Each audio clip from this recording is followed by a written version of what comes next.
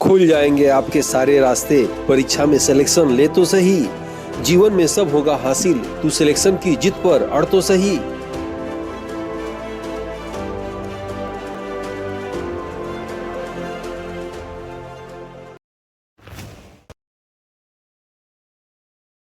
Aditya classes exam गुरु channel में आप सबका स्वागत है। जैसा कि आप सबको बताया गया था इसकी पहले की वीडियो में कि क्लासेस हम लोग की दोबारा शुरू हो गई। जीएस पेपर का बैच, टेस्ट पेपर का बैच स्टार्ट हो गया है और जो आपके बिल्कुल किसी भी एग्जाम के जीएस पेपर के लिए महत्वपूर्ण होगा, सभी सेक्शन को कवर किया जाएगा। पहले करंट अफेयर को कवर किया जा रहा है, उसके बाद अन्य सेक्शन को जीएस के कवर किया जाएगा, ठीक है। और 2 लोग टेस्ट पोर्टल खड़ चुके हैं। डेली 9 से 10 में एक टेस्ट मिलेगा आपको और आपको देना होगा पर डे टेस्ट जो है। और वीडियो को जरूर देखिएगा क्योंकि वीडियो जो है यूट्यूब पे आते हैं।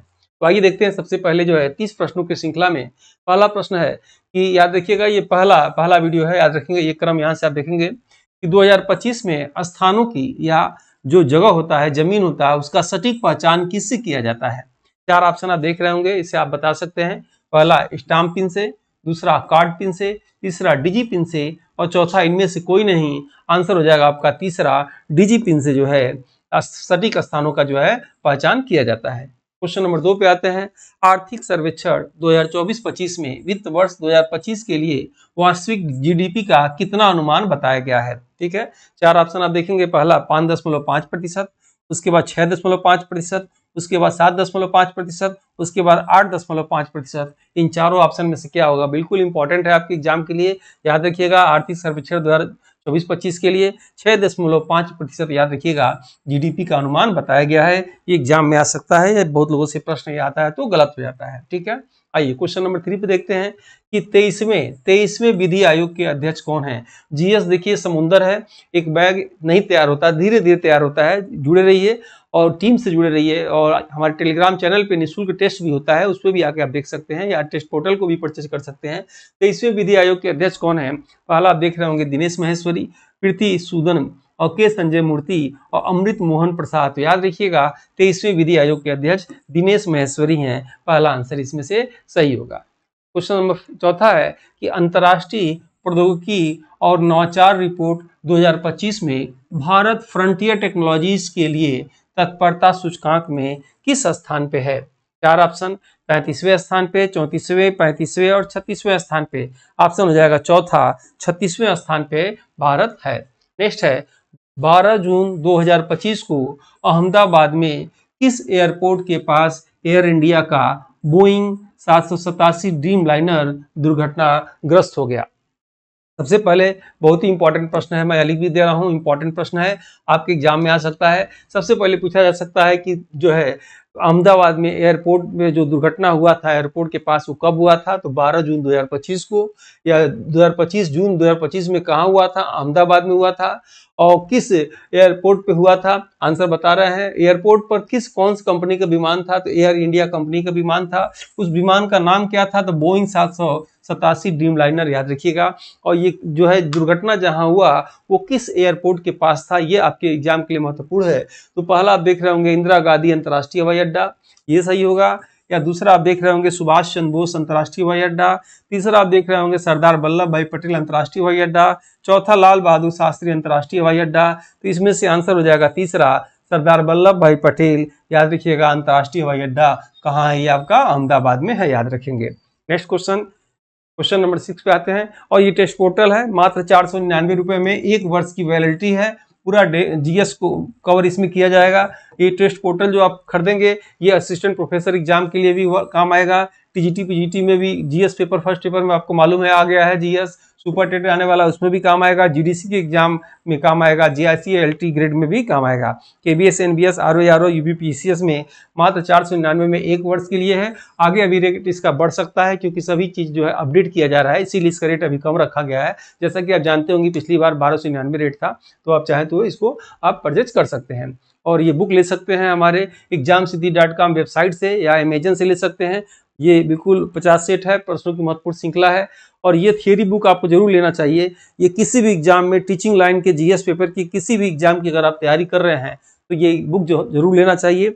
और ये बुक नहीं, समझ लीजिए 12-13 वर्षों का जो पढ़ाने का अनुभव है वो इस बुक में है। इसमें भी एमसीक्यू प्रश्न है और बिल्कुल महत्वपूर्ण प्रश्नों के इसमें जो है बिखरे हुए तथ्यों का जो है एक जगह इसमें संकलन किया गया है। बिखरे हुए चुनिंदा तथ्यों का संकलन किया गया है, अक्सर परीक्षा में पूछे जाने वाले तथ्यों पर आधारित है। याद रखिएगा, सिलेबस के अनुसार महत्वपूर्ण सटीक जानकारी इसमें दी गई है। एक दशक के अनुभव को इस पुस्तक के रूप में संकलित करने का प्रयास किया गया है। सिलेबस जल्दी और खत्म रिवाइज करने का असरदार विकल्प है। और प्रत्येक थ्योरी चैप्टर के बाद जो है 30 MCQ जो है प्रैक्टिस सेट है, अपडेटेड कंटेंट है इसमें, और कंप्लीट आपको इसमें जीएस का पैकेज है। ठीक है, आप इसे ले सकते हैं। निःशुल्क टेस्ट आप देना चाहते हैं पर डे तो आ सकते हैं टेलीग्राम ग्रुप में, व्हाट्सएप ग्रुप में आ सकते हैं। इसमें आपको नई जानकारियाँ जो भी सूचना होता है अपडेटेड दे दी जाती है, पेपर कटिंग भी भेजा जाता है। आइए हम लोग प्रश्नों को हल करते हैं। क्वेश्चन नंबर 6 पे आते हैं। रांगना देवी को समर्पित खीर भवानी उत्सव का आयोजन 2025 में कहाँ हुआ? 4 ऑप्शन आप देख रहे होंगे। पहला जम्मू कश्मीर, दूसरा मेघालय, तीसरा असम, चौथा बिहार में।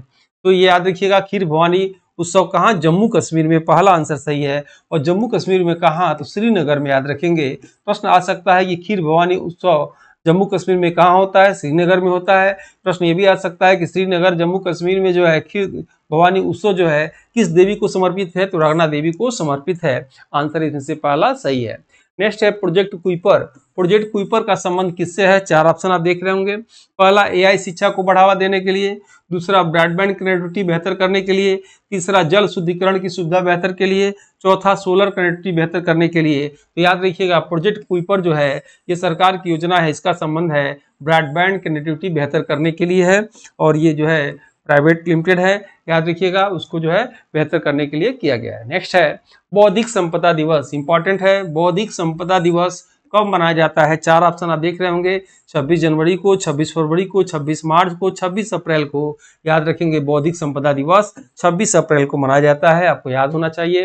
नेक्स्ट है भारत द्वारा म्यांमार में भूकंप प्रभावित क्षेत्रों की मदद के लिए कौन सा ऑपरेशन चलाया गया था? जैसे तुर्की में भूकंप आया था तो भारत ने मदद किया था, और जब भारत पाकिस्तान के बीच में युद्ध हुआ तो तुर्की मदद किया, भारत का नहीं बल्कि किसका? पाकिस्तान का किया। लेकिन म्यांमार ऐसा नहीं करता है। म्यांमार में जब भूकंप आया तो ऑपरेशन कौन सा चला गया था? पहला ऑपरेशन धरती, दूसरा ऑपरेशन दक्षिणी, ऑपरेशन बकरा, ऑपरेशन हॉक। याद रखिएगा, आंसर हो जाएगा ऑपरेशन बकरा। बिल्कुल आप देखेंगे सभी इंपॉर्टेंट प्रश्न रहते हैं और मेरे द्वारा बनाए गए रहते हैं, ताकि आपके एग्जाम में निश्चित फंसे, और फंसता ही है। अब इसके पहले जो एग्जाम हुआ था स्टूडेंट प्रोफेसर का, उसका PDF मैंने भेजा था, दोबारा भेज दूंगा। आप देखिएगा खुद कि मेरे बुक से कितने क्वेश्चन फंसे थे, आप उससे मिलाइएगा। ठीक है, नेक्स्ट देखेंगे 54वां दादा साहब फाल्के अवार्ड किसे दिया गया? 4 ऑप्शन। मिथुन चक्रवर्ती को, वहीदा रहमान को, ऋषभ शेट्टी को, मानसी पारेख को। याद रखिएगा, तो दादा साहब फाल्के अवार्ड किसे दिया गया? तो मिथुन चक्रवर्ती को दिया गया। पहला ऑप्शन इसमें से सही है। नेक्स्ट है भारत के 52वें सुप्रीम कोर्ट के मुख्य न्यायाधीश कौन है? 4 ऑप्शन। पहला न्यायमूर्ति ज्ञानेश कुमार, न्यायमूर्ति संजय मूर्ति, न्यायमूर्ति BR गवई, न्यायमूर्ति जो है R वेंकटरमणी। तो आंसर हो जाएगा न्यायमूर्ति BR गवई। इसमें से तीसरा आंसर इसमें से सही है। ठीक है, ये चीज याद रखिएगा कि सुप्रीम कोर्ट के और इसमें मुख्य जो न्यायाधीश हैं न्यायमूर्ति BR गवई, तो वो किस क्रम के हैं? तो 52वें क्रम के हैं। आंसर जो है तीसरा आपका सही है। नेक्स्ट है क्वेश्चन नंबर 12। संजय मल्होत्रा का संबंध किससे है? संजय मल्होत्रा का संबंध किससे है? 4 ऑप्शन आप देख रहे होंगे। पहला RBI से, दूसरा चुनाव आयुक्त से, तीसरा नियंत्रक महालेखा परीक्षक से, चौथा महान्यायवादी से। तो आंसर हो जाएगा RBI के वर्तमान में गवर्नर हैं कौन? संजय मल्होत्रा। पहला ऑप्शन इसमें से सही होगा। नेक्स्ट है 2025 में 76वां गणतंत्र दिवस के मुख्य अतिथि कौन थे? याद रखिएगा, मुख्य अतिथि केवल गणतंत्र दिवस के 26 जनवरी का ही पूछा जाता है, 15 अगस्त का नहीं पूछा जाता है। उससे आपको याद करने की आवश्यकता नहीं है, और इंपॉर्टेंट प्रश्न अक्सर एग्जाम में आ जाता है। तो एक तो प्रश्न ये आ जाएगा कि 25 में गणतंत्र दिवस किस क्रम का मनाया गया? तो 76वां।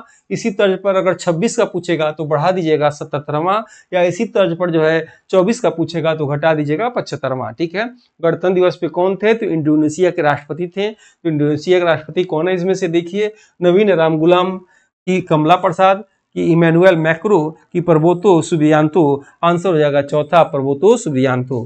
नेक्स्ट प्रश्न है कि 18वीं वन रिपोर्ट के अनुसार कौन सा कथन सही है? एक चीज याद रखिएगा कि प्रत्येक 2 वर्ष पे जो है वन रिपोर्ट आती है, लेकिन वन रिपोर्ट आने में लेट भी हो जाती है, तो इसलिए आप वन रिपोर्ट का क्रम याद रखिएगा।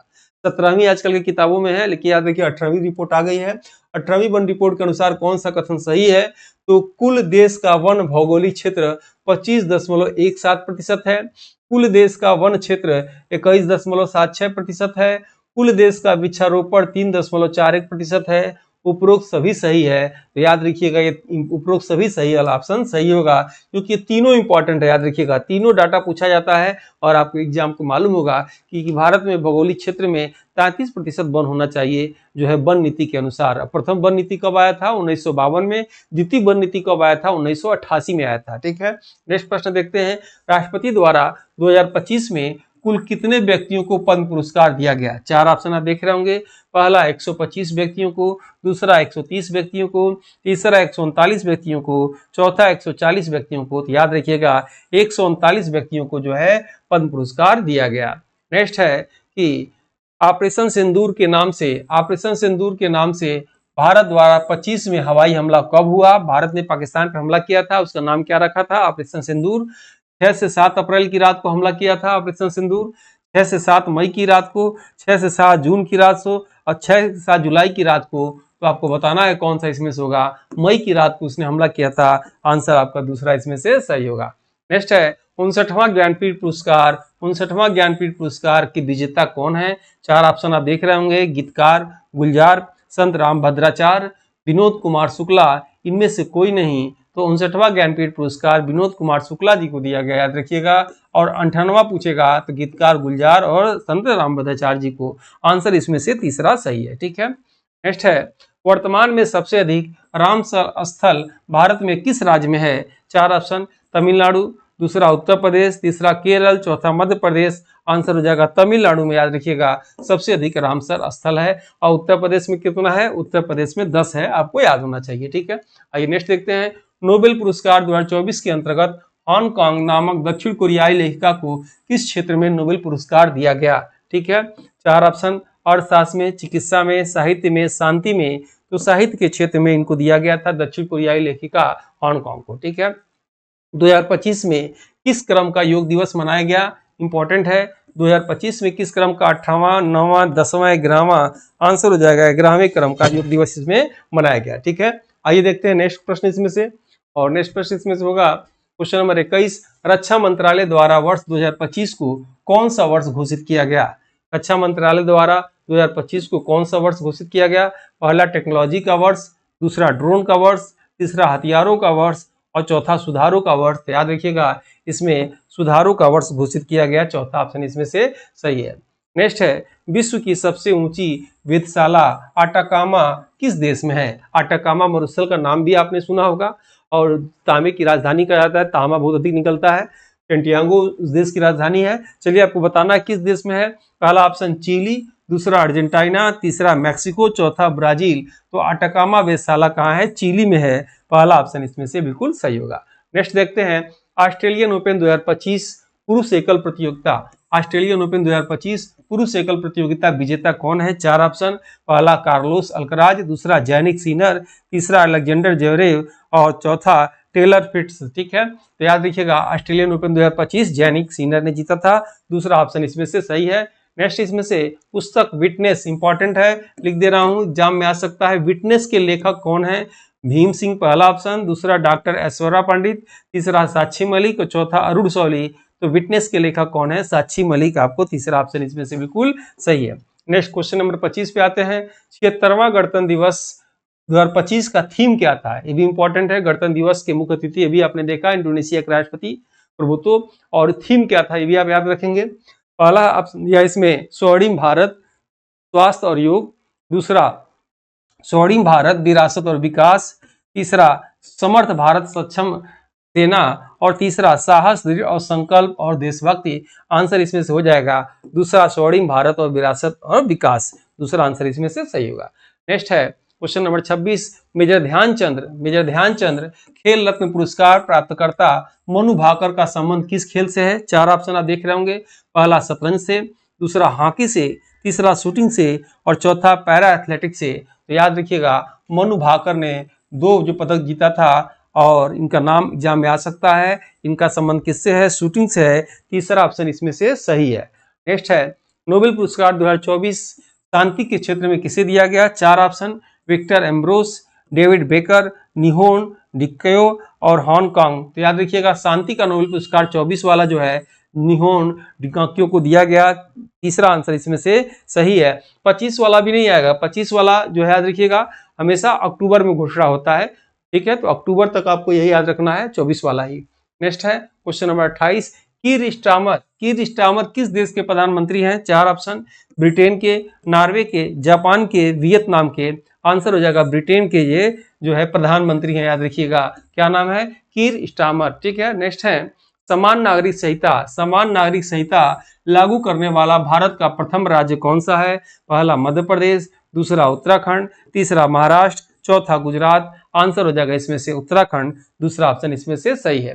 नेक्स्ट है व्हाट्सएप के वर्तमान सीईओ कौन है? Andy Jassy, Mark Zuckerberg, Will Cath, Neil Mohan. याद रखिएगा एंडी जेसी किसके हैं? अमेजन के हैं, तो ये तो नहीं होगा, ठीक है। मार्क जुकरबर्ग किसके हैं? फेसबुक के हैं, ये भी नहीं होंगे। और नील मोहन यूट्यूब के हैं, ये भी नहीं होंगे। विल कैथकार्ट याद रखिएगा व्हाट्सएप के सीईओ हैं, इसमें से तीसरा है। वीडियो कैसा लगा फीडबैक जरूर दीजिएगा। टेस्ट पेपर आप ले लीजिए, 1 वर्ष की इसकी वैलिडिटी है और मात्र 499 में है। आगे इसका रेट बढ़ सकता है। और ये बुक आपको थियरी वाली जरूर ले लेना चाहिए, इसमें पूरा जो है बिखरे हुए तथ्यों का संकलन है। किसी भी जो है जीएस पेपर के लिए इंपॉर्टेंट 1 लाइनर फॉर्म में दिए गए हैं। आप इसके लिए चाहें तो हमारे वेबसाइट पर जा सकते हैं www.examsiddhi.com, वहां से आपको मिल जाएगा। और फ्री में टेस्ट देने के लिए आप जो है टेलीग्राम ग्रुप पे जुड़िए, व्हाट्सएप पे जुड़ सकते हैं। तो आज जो है पहली श्रृंखला थी, और यही श्रृंखला आप पढ़ के अगर आप मेरी टीम को फॉलो करते होंगे, इसी श्रृंखला नंबर 1 की क्लास से आगे चलिएगा। सभी जीएस पेपर मैं निःशुल्क यूट्यूब पे आप सबको जो है कवर करा दूंगा। और मेरी पूरी कोशिश रहती है कि सभी केवल इंपॉर्टेंट कंटेंट ही, प्रश्न ही आपके सामने आए और बिल्कुल जो है आपको याद हो जाए। तो जो लोग टेस्ट पोर्टल खरीद चुके हैं वो वीडियो को देखकर ही टेस्ट को देंगे रात को, ठीक है। मिलते हैं नेक्स्ट वीडियो में, तब तक के लिए जय हिंद, जय भारत।